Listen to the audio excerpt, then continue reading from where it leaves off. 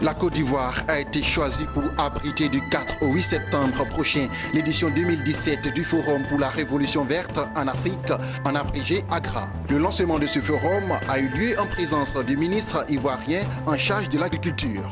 Et puis une réunion des ministres des Finances de la zone franc s'est tenue du 13 au 14 avril dernier. Cette rencontre a réuni des ministres des Finances, des gouverneurs des banques centrales, des présidents de commissions et des banques de développement de la zone franc. Nous en parlerons dans cette édition. Bonsoir à tous et à toutes. Merci de nous suivre à Yaoundé et partout en Afrique. Vous regardez le journal des Business 24 Africa, la chaîne panafricaine d'information économique.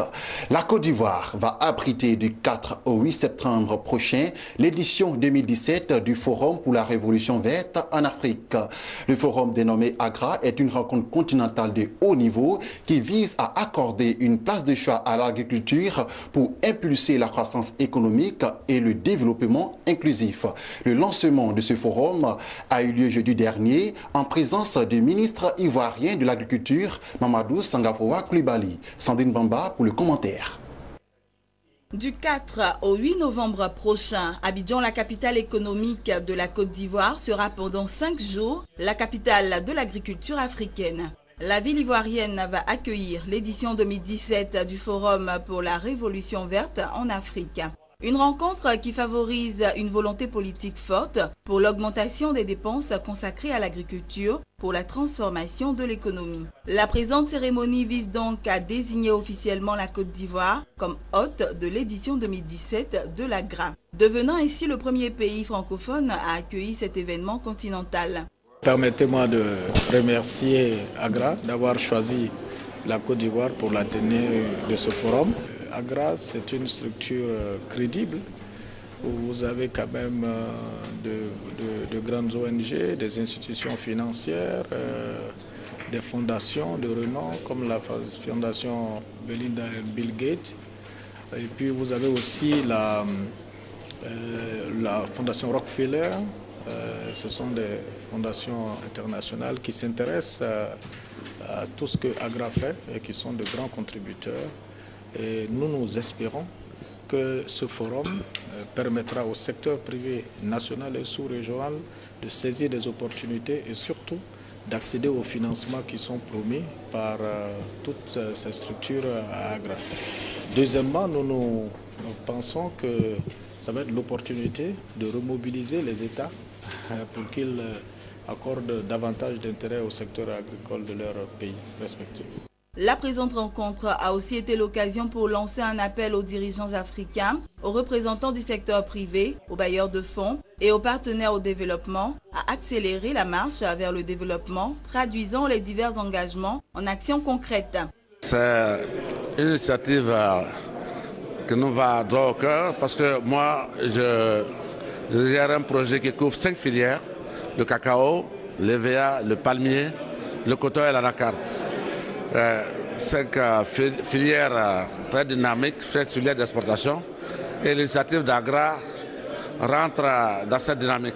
Donc je suis heureux de cette dynamique. Nous espérons que cette session va permettre encore de mobiliser des ressources pour ces 5 filières qui tirent l'économie de la Côte d'Ivoire. Le thème retenu pour l'édition 2017 du Forum pour la Révolution verte en Afrique est accélérer la marche de l'Afrique vers la prospérité, contribuer à la croissance des économies et à la création d'emplois en Afrique à travers l'agriculture. Une rencontre des ministres des Finances de la zone franc s'est tenue du 13 au 14 avril à Abidjan. Cette rencontre a réuni entre autres les ministres des Finances, des gouverneurs des banques centrales, des présidents de commissions, des banques de développement de la zone franc, des hautes autorités des institutions spécialisées. Cette réunion vise à renforcer la coopération entre les pays membres de la zone franc. Lawani Babatunde et Marie Serré. L'avenir du franc CFA a également été abordé à cette 15e réunion des ministres de la zone franc. À l'écoute des gouverneurs des banques centrales de la BCEAO et de la BEAC et des ministres de l'économie et des finances de la Côte d'Ivoire, du Sénégal et du Congo, les pays africains semblent ne pas être encore prêts à disposer de leur propre monnaie, voyant toujours dans le franc CFA une monnaie solide efficace qui garantit la stabilité des économies africaines. C'est une monnaie qui est résiliente, c'est une monnaie qui sert les pays et c'est une monnaie aussi qui permet de développer les pays. Je crois que ça a été très clair. Quel est l'avenir du franc CFA? Mais c'est un avenir radieux qui doit permettre aux économies de progresser encore plus. Le franc CFA se porte bien. Monsieur Bamba, vous appartenez à une zone qui est la zone UEMOA. Si nous regardons le taux de croissance économique de votre zone, c'est la zone UEMOA, nous avons l'un des meilleurs taux au monde. Nous avons une bonne monnaie, nous avons une bonne zone. Je pense qu'il faut s'en féliciter et s'en contenter. Un pays sous-développé ou un pays en émergence, dans le monde actuel, sa monnaie doit être définie par rapport à une monnaie de référence. Ça, c'est un principe. Ce sera le dollar, ce sera l'euro, ce sera en tout cas les droits de tirage spéciaux. Mais les monnaies des pays émergents sont définies par rapport à une monnaie de référence. Je crois que ça, c'est un principe fondamental. Parlant de la CEMAC précisément, on aurait eu notre propre monnaie. Certains pays aujourd'hui ne seraient même pas capables d'importer des médicaments et d'autres produits vitaux. L'avantage d'être dans une zone monétaire, c'est d'avoir une réserve commune de devises qui vous permettent d'importer même si vous n'avez pas des réserves propres au pays. Cet avenir, il réside dans le principe de solidarité des États membres. Il réside aussi, cet avenir, dans la garantie que offrent les dispositions de la France, la garantie de la France. Je voudrais dire deux choses que nous avons partagées aujourd'hui sur les qualités du CFA comme monnaie pour toutes les économies de la zone. La première, c'est bien sûr d'assurer une stabilité des prix, une inflation très faible et donc la protection du pouvoir d'achat des habitants des pays. Il n'y a qu'à regarder ce qui se passe chez certains voisins africains qui n'ont pas une monnaie stable comme le CFA. L'inflation est de plus de 25% en Angola, elle est près de 20% au Nigeria. Donc on voit bien ce qu'apporte le CFA sur la protection de la monnaie et donc du pouvoir d'achat. L'autre éclairage économique qu'on peut donner, c'est qu'il faut évidemment regarder si la valeur de la monnaie assure la compétitivité des économies de la zone. Et je ne peux pas faire mieux que de citer les évaluations du FMI qui fait, comme vous savez, des revues économiques, ce qu'on appelle article 4 sur la zone UEMOA d'un côté, la zone CEMAC de l'autre. Et dans les deux cas, il a conclu clairement qu'il n'y avait pas de surévaluation du CFA. Je crois que c'est un élément important d'analyse économique.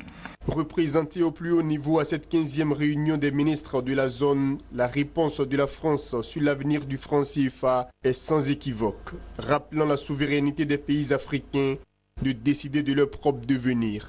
Sur la zone franc elle-même et sur le franc CFA, je n'ai rien à dire de plus que ce qu'ont dit les Africains eux-mêmes. Je répète toujours cette phrase parce que j'y crois profondément. C'est une monnaie qui appartient aux Africains. Ce franc CFA, je le disais, ça a été recité malgré son nom, puisqu'il porte ce nom qui est un nom historique, est la monnaie des Africains. Certaines propositions sont sur la table. Le président Ouattara a, il y a quelques jours, dit un certain nombre de choses, y compris sur la question du nom. Les propositions, si elles doivent être faites, elles seront faites par les Africains eux-mêmes, par les pays concernés.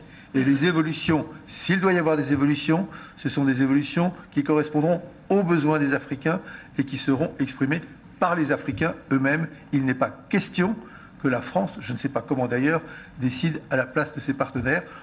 Après Abidjan, les ministres des Finances, les gouverneurs des banques centrales et les présidents des institutions régionales de la zone franc sont attendus à Paris où vont se poursuivre les réflexions sur les conditions pour le développement de cet espace économique, financier et culturel commun.